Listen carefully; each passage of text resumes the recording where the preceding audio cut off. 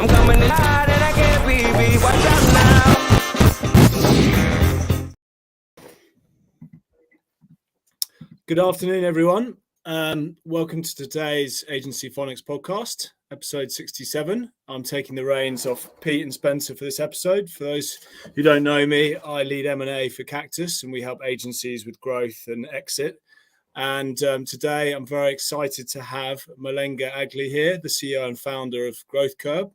And we're here to hear a bit more about his journey building his agency Growthcurve.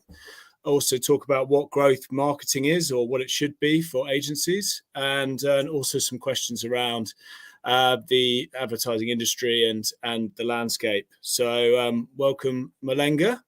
Hi, Mark. Before we start, nice to see you. Before we get started, just a reminder, we have recently launched the audiobook version of Agencynomics on Amazon, Audible and Apple Books. So if you haven't read it yet, pick up a copy. Just search Agencynomics. And a huge thank you to our sponsors, Santé Group, who sponsor our community. And without their help, we wouldn't be able to do half of what we do. And if your agency is thinking about your people or any health or well-being cover, lifestyle or benefits choices, then speak to them first, either at nugentsante.com or message David Booth in the community. So on with the podcast. So Mulenga, tell us a bit more about your background and your journey to building Growthcurve to what it is today. I think you're in your fifth or sixth year of your journey. Exactly right. It's our 6th year now, which sounds like a very long time.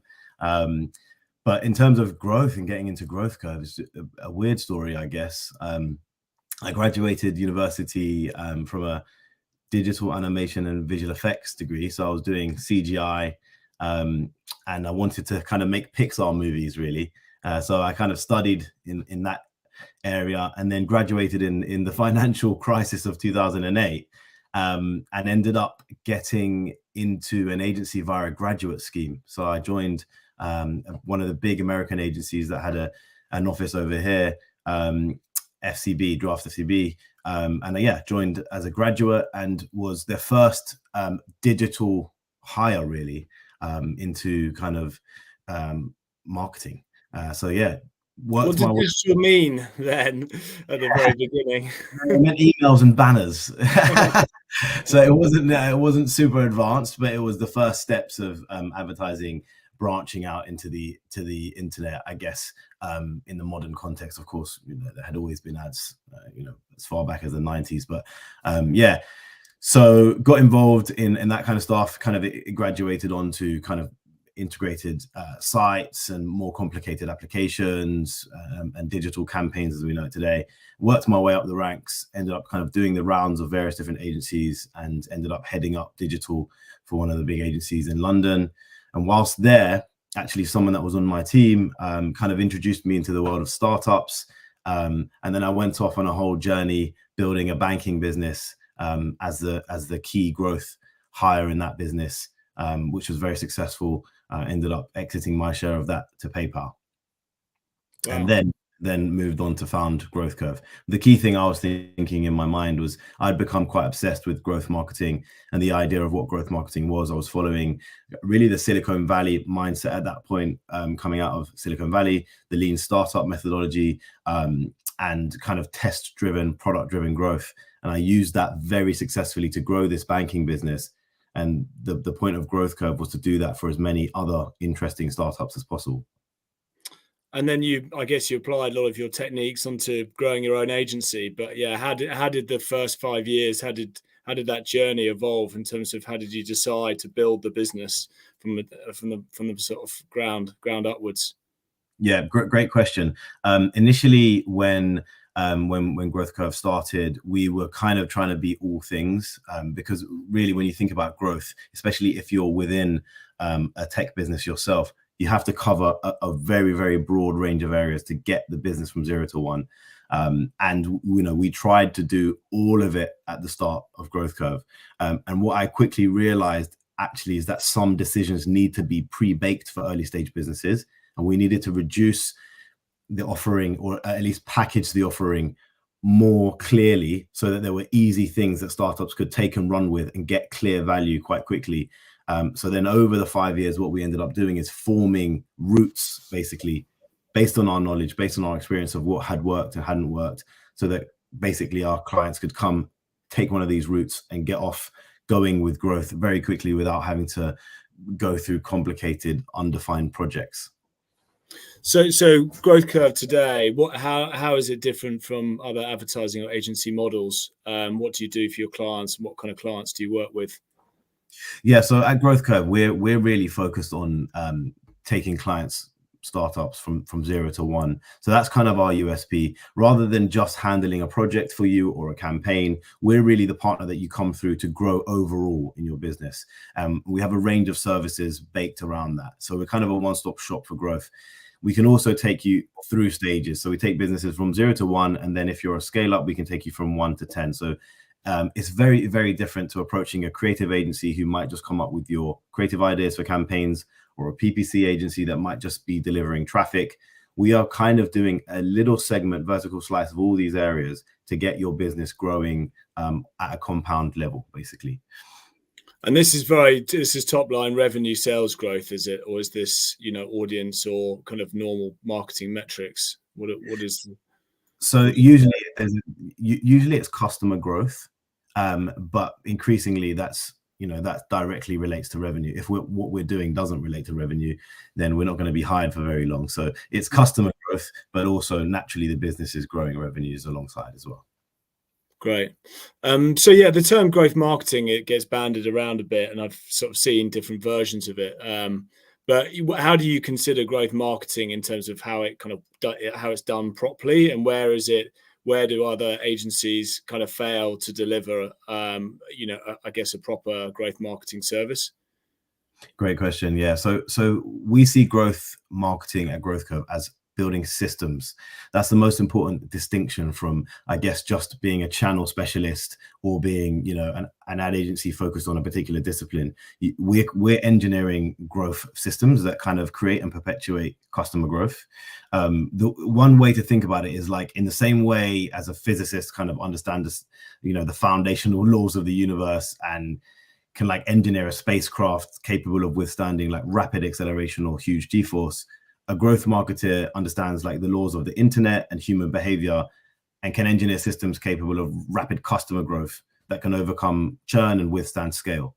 So that's kind of the way we think about growth marketeers. You're kind of an engineer and you understand how to create these self-perpetuating systems that result in growth, customer growth. And I guess to do growth properly, the whole company needs to be involved. And that's a really important point. Where we see companies really succeed with growth is where the business is actually structured around growth of key metrics in acquisition, activation, retention, referral, and revenue. So those are numbers that are spoken about by almost every department in the business, from finance to customer support, and everybody understands why those metrics are important and why they result in growth. So that's where we see it being most successful. And talking about your kind of services, if you kind of break them down into kind of creative, kind of paid media, and the kind of data-driven insight, optimization element, testing.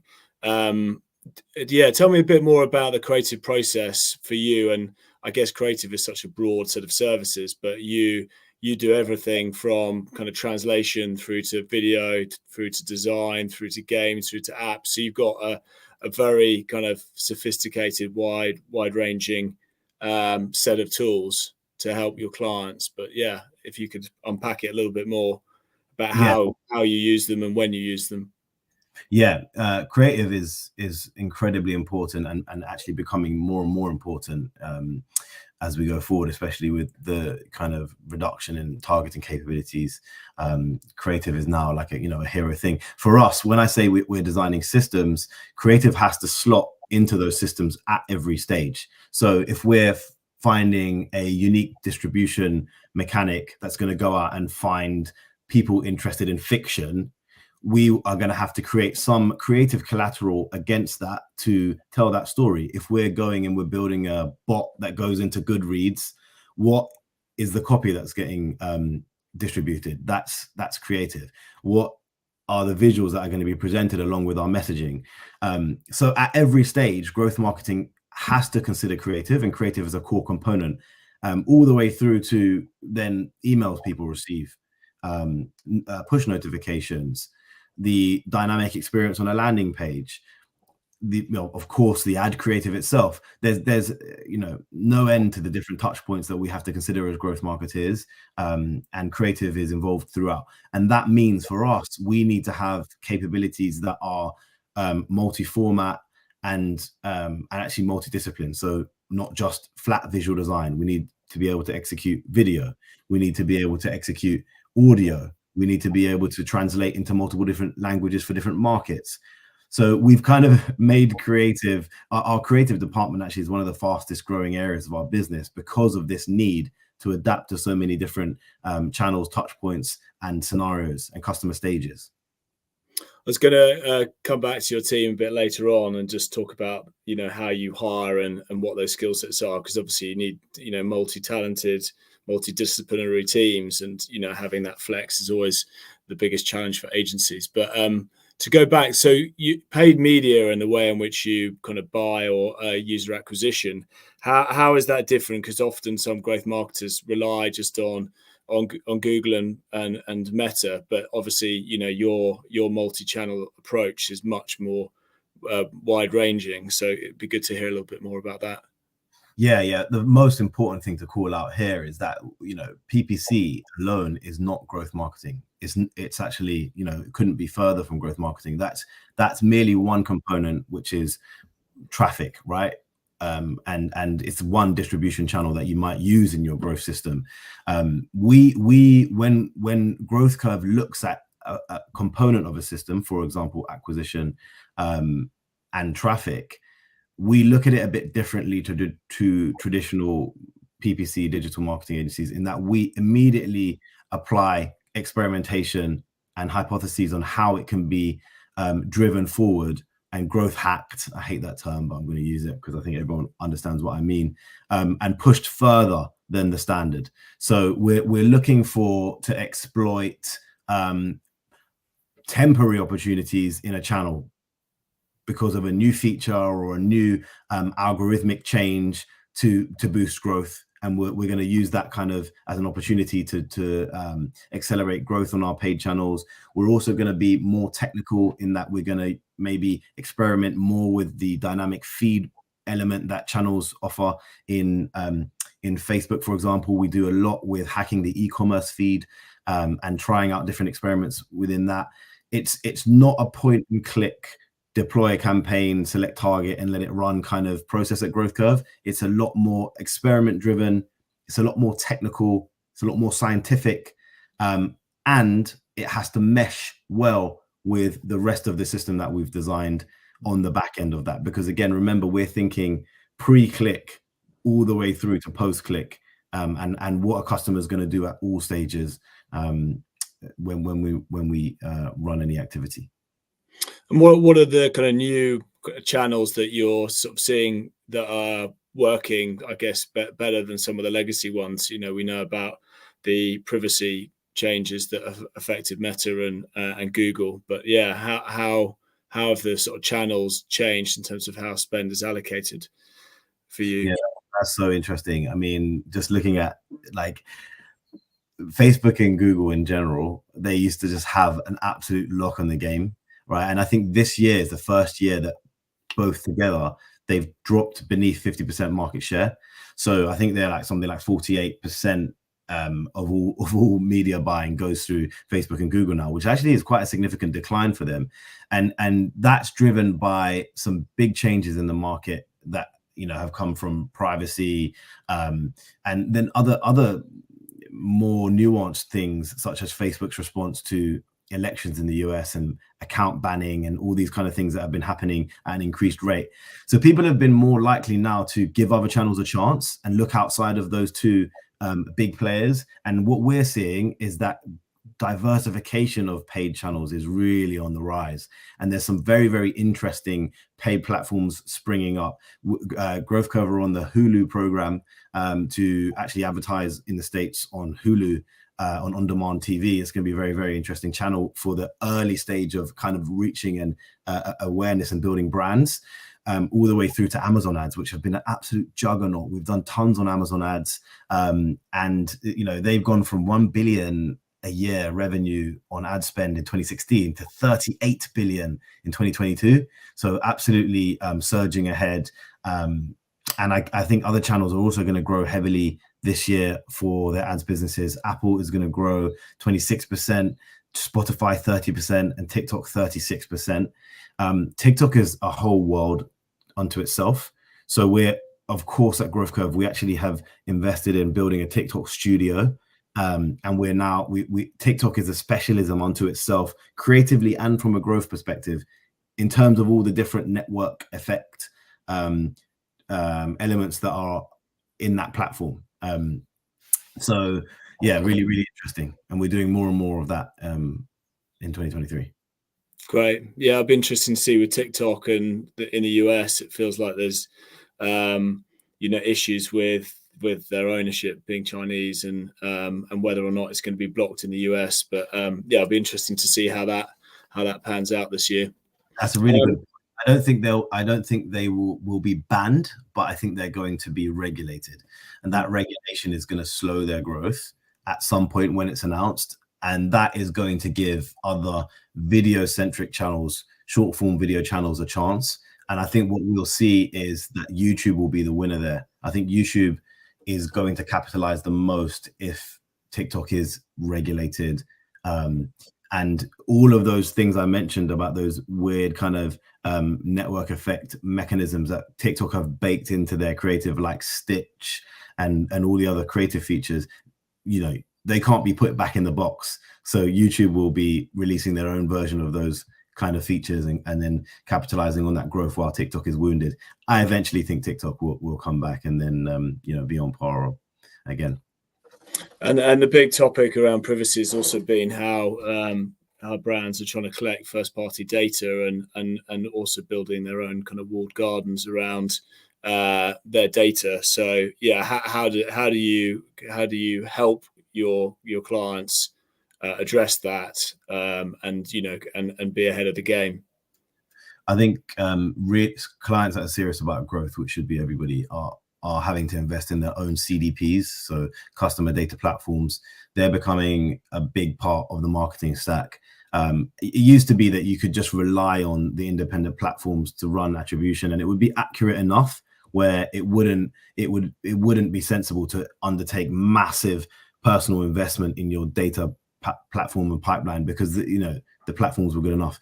Now, actually, it's critically important that you have your own data and that you're using your own first-party data to attribute and to check the validity of your campaigns. And so CDPs are on the rise, and they're a big part of the marketing stack now. And there's a lot of more early-stage businesses that are going self-built, in that they're having their own kind of central databases, and they're creating systems to validate that customers are converting from different channels. And we have a number of those clients at Growthcurve as well. Great. And the third area, which you touched on before, about experimentation, and I'd sort of put data analytics into that bucket just because we haven't talked about it. But yeah, how do you kind of, what do you provide for your clients in that respect to kind of, I guess, optimize their spend and track results and performance? Yeah, so testing and experimentation happens at absolutely every stage, and there are different tools which facilitate that depending on what you're doing, whether you're testing a landing page, whether you're doing pricing sensitivity inside your app product, whether you're testing your emails. So tooling aside, what we have at Growthcurve is a core culture of experimentation. So what our clients get when working with us is they get brought into that culture, and then they also apply it to their own businesses, outside of just even the marketing and growth function. So they're very used to us talking in hypotheses. They're very used to scoring and prioritizing potential experiments, and ultimately understanding why a particular experiment variant is a winner, and on what basis, on what statistical significance, and on what model. Is it Bayesian inference, or is it another model? How reliable is this data, and how much should we put behind rolling this up to production? So that's what we do at Growthcurve. And as a result, that means that when we move forward, when Growthcurve takes a step forward, we do it with an elevated level of confidence, because we know that the data is suggesting that this should be the right way to go, be it with creative, be it with a landing page variant, being it with a pricing model moving from freemium to premium, or vice versa. We do that with an elevated sense of confidence because of that robust experiment framework. Great. And where do you see, when you kind of meet clients, you have an opportunity to kind of pitch on their business, and you look at what you can achieve for them? What are the kind of common issues for your clients before they kind of start working for you? Probably interesting to hear about their own kind of challenges, but also the issues with the current advertising kind of agency model they've been used to in the past. That's such a great question. So first of all, team allocation is a big one. Agency roster. We see some clients who are maybe relatively early. They've attempted to go out and recruit lots of different agencies for every different discipline, from ASO to SEO to SEM to email to data. And I'm just looking at these agency retainers stacking up, and I'm thinking, you're going to run out of money before you've grown. So again, that is a big change when clients come to Growthcurve, is they almost go, oh, you can do all of this, or what we need of all these in one place, and they just have a sense of relief on them. So that's one of the big differences. And again, I would highlight the risk to early stage businesses of recruiting tons of different agencies. I would also highlight the risk of trying to build a team of specialists under each of those disciplines yourself in-house in an early stage setup, because recruitment is an incredibly long and arduous, expensive and slow process. And actually players like Growthcurve are there to take that stress completely away and get you to value much faster. So they're two big ways that we see clients are in trouble before they've even come to Growthcurve. And then finally, if, for example, they have managed to run some activity, there are some big areas where we see people kind of underinvesting. First of all, clients fail to close the loop on stuff quite a lot. So they might have invested heavily in an awareness campaign, possibly outdoor, possibly even TV or video. And then they've really underinvested in turning that awareness into demand by being smart about direct response, following up in the right way to their awareness activity. And they might have failed to, they might have run direct response campaigns and then failed to harvest that demand properly by optimizing and experimenting to maximize conversion rate from that activity. So they might not at all be running any experimentation on landing pages or post-click properties, which is leaving so much on the table. And then I guess underinvesting in keeping any clients that they have won. So there won't be any retention activity going on, and there won't be any product-driven growth happening behind the scenes aligned with their customer needs or behavior to keep customers engaged. So they'll have a huge churn rate, and they've been wasting money on clients just falling out the bottom of a leaky bucket. And then maybe also not considering their customer base as a distribution channel. So they've been acquiring customers and then just leaving them to sit there happy using the product, but not using them to go and get other customers. And it's so interesting, because when I started in growth, referral schemes and growth was like synonymous. People just assumed that referral scheme was growth marketing. Obviously, we've all learned that it's much more than that. But given that growth and referral schemes were synonymous, it's so funny how few people actually execute on interesting referral schemes beyond just incentivized member get member schemes where, invite your friend and get £10 and they're like, yep, we're doing growth. but actually, no, that's the very basic bare minimum you can do in that area. What else could you be doing which is more interesting for customers, which results in them bringing other people in? Yeah, great. So I mean, I can see the huge benefit to clients if you've got a one-stop shop for all of that in terms of cost and the coordination and time. It must be significant. And going on to you talking about your team and the skill sets needed, and it's very difficult to kind of hire and find those talent. I mean, how do you find this talent, and to what extent do you have to train, and what are those kind of key skills that are able to see the bigger picture around growth marketing from a creative, media and technical perspective? Yeah. So first off, growth marketing, you can't do growth marketing as a first job.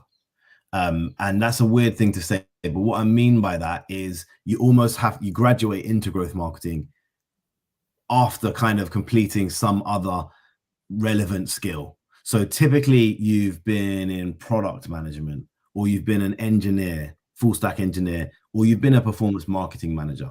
They are three kind of base careers which make for a good foundation for growth marketing.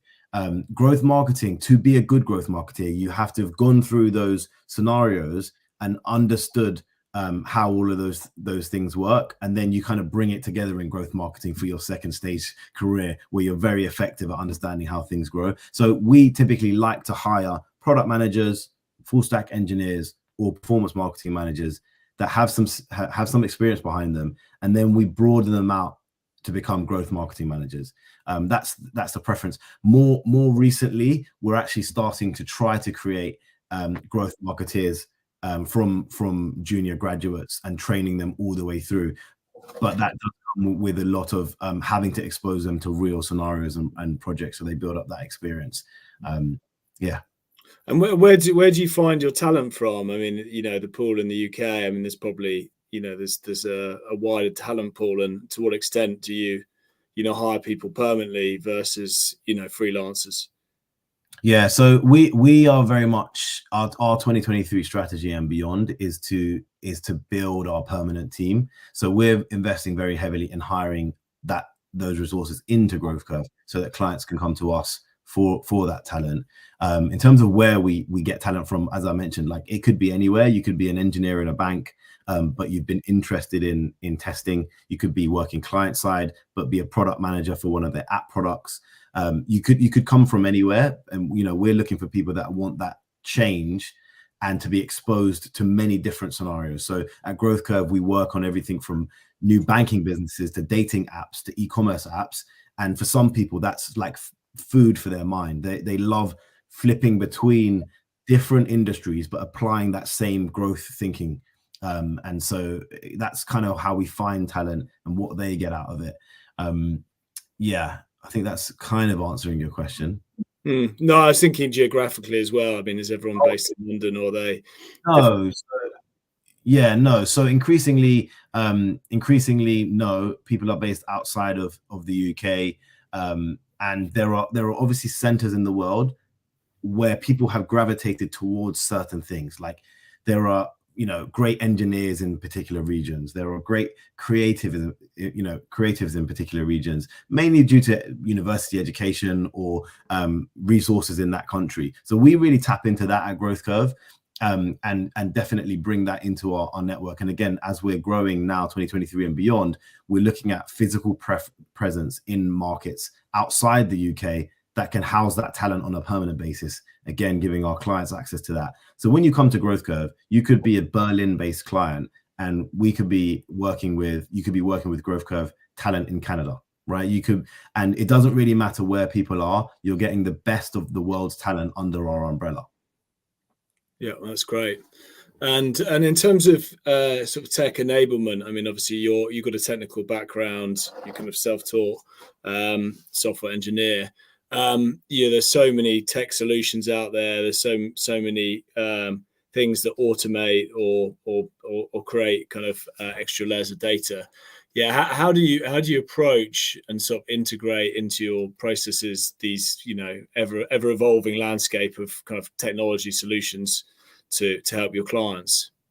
Yeah, it's exhausting, and I would say that there are a lot of tools that are created that are not genuinely adding value. So you have to be able to separate the noise, you know, value from the noise.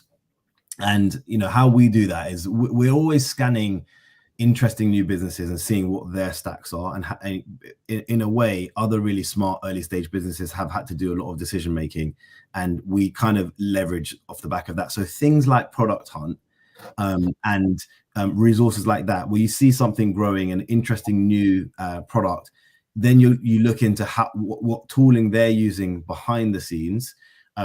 That can help. There are sites which break down people's stack.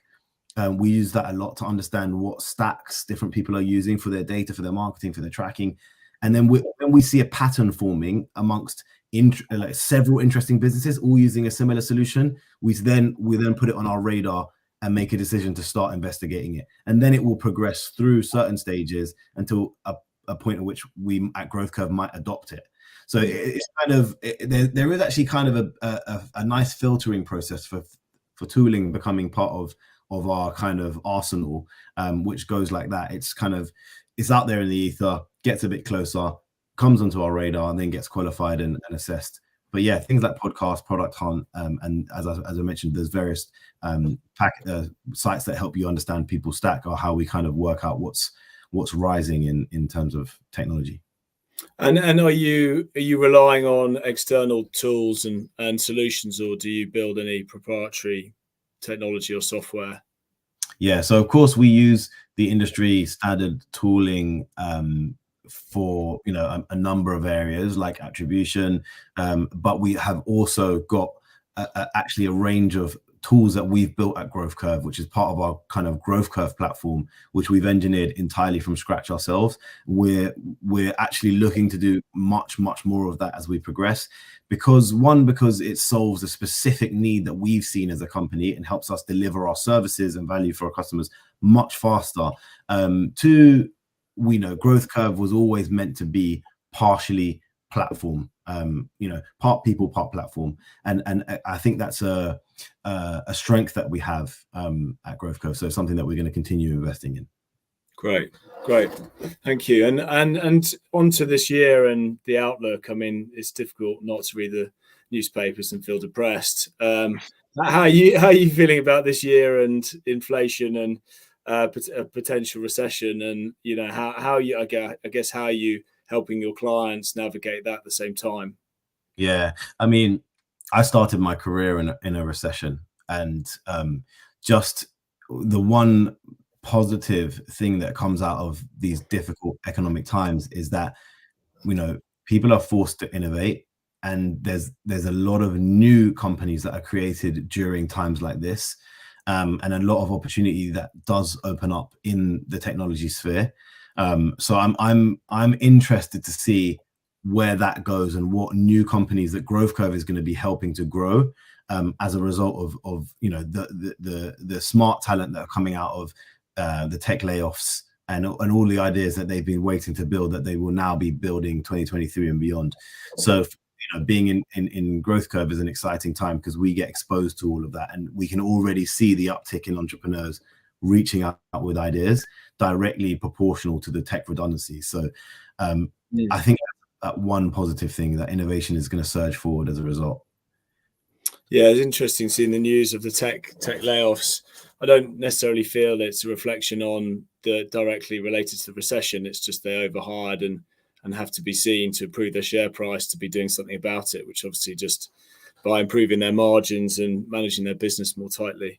But yeah, I hope it's not in kind of direct response to what might or might not be coming. But it's, well, I think it could be, if you think about, you know, consumer pressure on spending and people being a bit more reserved. You know, there are going to be services and tech subscriptions that are going to suffer as a result. People are not going to put their hands in their pocket as freely as they did before, and that does have a knock-on effect. And I think smart companies looking forward have have predicted that there's going to be a dip in spend, and as a result have acted to shrink their overheads and staff costs. So I do think there is a connection there. Yeah.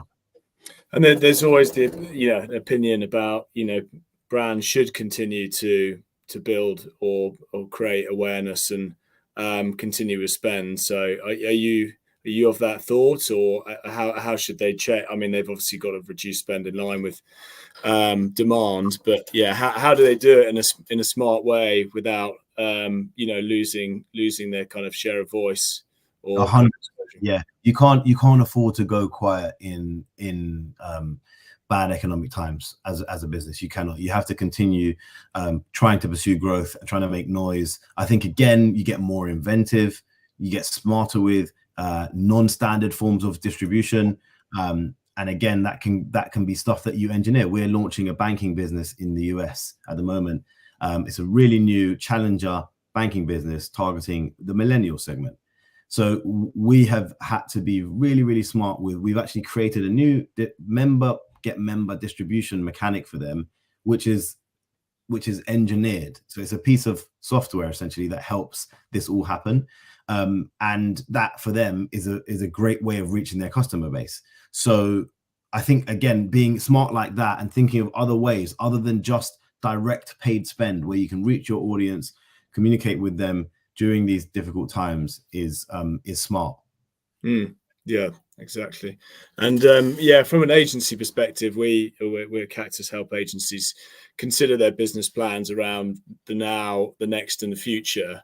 There's always got to be one eye ahead. We've talked about Web3 at various events, and it's probably been overtaken in reputation by AI, and we can talk about chat GPT in a bit. But what do you see the kind of new revenue streams and opportunities for agencies this year and next, I guess? I love it at the moment. I mean, AI at Growthcurve is like a fantastical new area that we're diving into head first. And I think that is one of the major changes that's coming, of course, in 2023 to everything that we offer as agencies, and all of the creative work that brands put out is going to be a massive feature of this year. So I guess you can't shy away from innovation like that's happening. You've got to really think about how to leverage it as a tool. So I think AI is going to be a massive component going forward, and the way it's changing things at the moment directly is, of course, creative. So that's been the first area because it's the one that is naturally the easiest entry point. So visuals and copy, ChatGPT on copy, DALL-E, Midjourney, and other tools on the visual side. And it's actually shocking how detailed and how amazing this visual creative is. We use Midjourney to create CGI, scenes, characters, backgrounds, concepts, even landing page designs and concepts can be created by these tools in seconds, and based on machine learning models that kind of get you further down the line of something that works than several iterations of humans. So it's a time-saving component that you can pass on to your clients, saving them money, and hopefully getting results faster.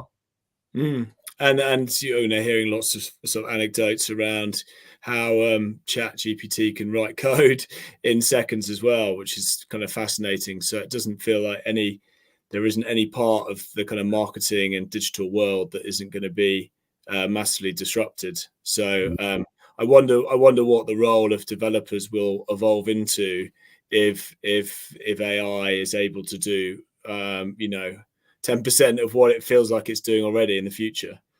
I mean, it's scary when you think about it's the next that's scary right now. I guess from a code perspective, we use it to clean up code. So we might really quickly write some bizarre idea that we've had. It gets engineered, written down, and then AI is very good at just tidying it up So reducing it down from a long spaghetti code into a nice, tidy, clean thing by kind of removing anything that doesn't need to be there. What it can't do is just come up with a beautifully creative piece of code just by itself from scratch that does exactly what you want it to do. It's not there yet.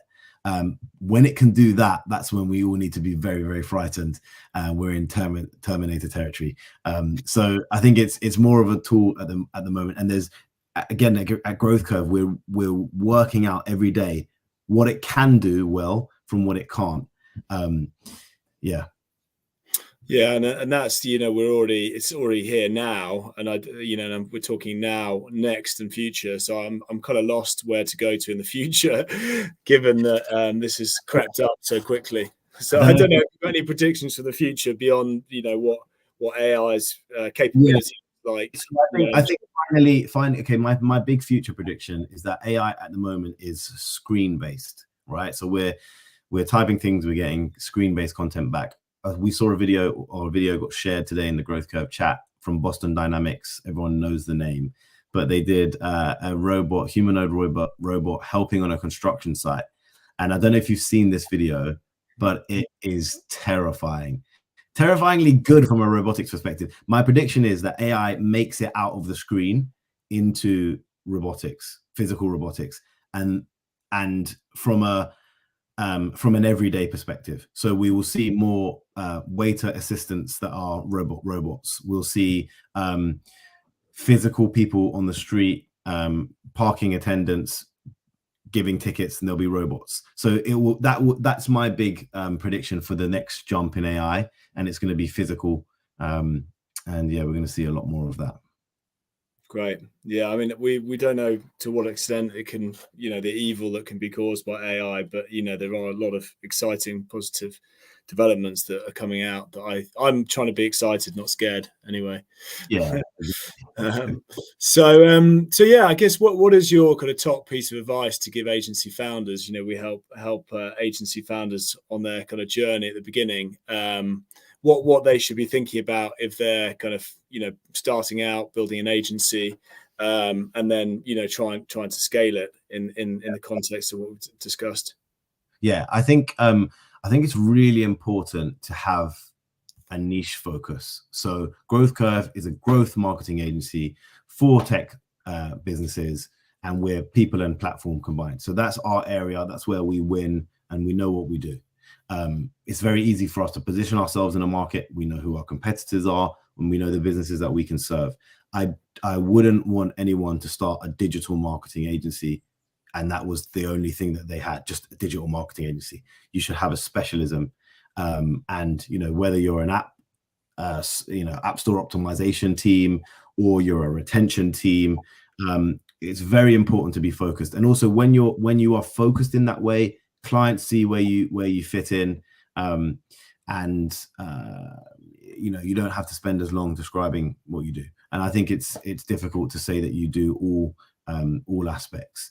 So yeah, that's one big piece of advice, I guess. And then I think about how you package your services for consumption. Try to make it as easy to understand as possible, and avoid completely bespoke projects.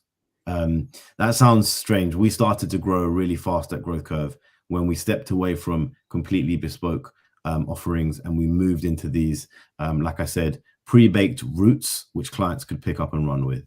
And I think that's a big thing that I'd advise. No, thank you, Mulenga. That's really interesting. And yeah, does the future agency look? What do you think the future agency looks like in terms of shape and skill set? I think there's definitely, you're seeing kind of brands doing a mixture of small in-house team, tech tools, and partners. And I guess there's going to be an evolution of how an agency will look like, because just having an enormous agency with with such a fast-moving kind of pace of technological change, it's going to have to be a bit more kind of fluid and agile, I feel, or you're going to have to be able to kind of train and skill up your teams in the right way. But yeah, I'm kind of fascinated to imagine what an agency is going to look like in 5-10 years. Yeah, No, I think you're going to see more of what Growthcurve is doing. So you're going to see more agencies becoming platforms, and that's going to be a trend that will continue. So agencies will develop their own services or push a lot of their specialism into software that can be consumed faster and tooling that can be consumed faster. Let's just call it platforms. So agencies becoming platforms is a theme that I see over the next 5 years. I see client-side businesses actually choosing not to in-house as much, other than having point people that are specialists in particular areas, rather than whole departments, and those point people then using teams like Growthcurve to cover, a range of areas. And I'm not saying that, Growthcurve would cover every area. We would handle very much the growth, and then other businesses might be brought in for specific things like product development or pricing, etc. So I think that's the way I see things going. A reduced amount of agencies managed by point people in-house, but we're not going to have this massive spread of like, a million agencies. Yeah, thank you. It's been really, really interesting talking to you, Mulenga, and wishing you a very successful year. And no doubt we'll catch up soon. And yeah, very interesting. If you're interested to talk to me or one of the other members of the team at Cactus, you can get in touch, and the link to Mulenga's website, Growthcurve, and you can get in touch with them via LinkedIn. And please like and subscribe to our channel for future episodes. And thank you again to Santé for sponsoring the podcast.